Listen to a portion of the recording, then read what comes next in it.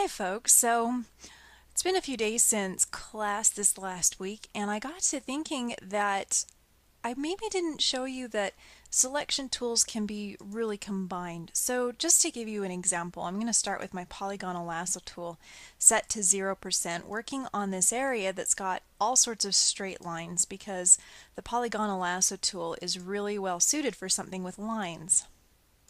So I would go along until I came to an area that I felt would be better served by a different tool, and then you will go into whatever area you're trying to select and do that. So I've got just this one little area selected.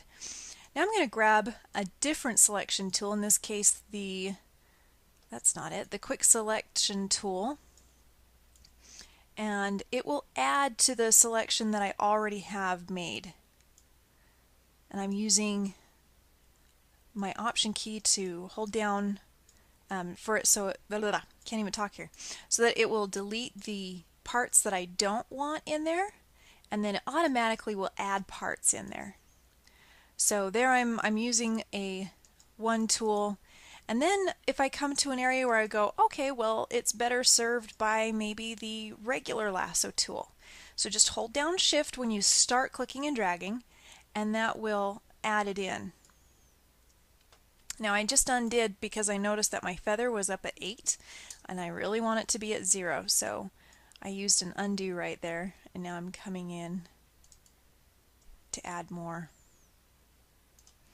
So my default typically is the polygonal lasso tool, but I just wanted to show you that you actually can use more than one selection tool to get this selection. If you try it with just one selection tool, it's going to be quite hard to get a really crisp edge, like I've showed you how, like I've asked you to do for the assignment.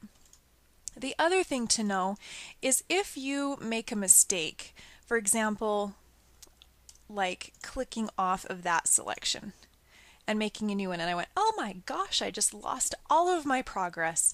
Open your history panel. So that's Window, History.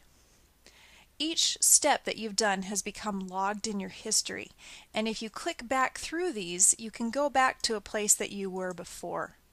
And Photoshop keeps track of about 20 of these. So you can go back a couple steps, and then when you're where you want to be, hide your panel again and you can continue on from there. So I hope that's helpful, and sorry I didn't think to include that in the original bit, but I think that might help a couple of you out. I've been hearing of a few struggles, so best of luck. Shoot me an email if you have any questions.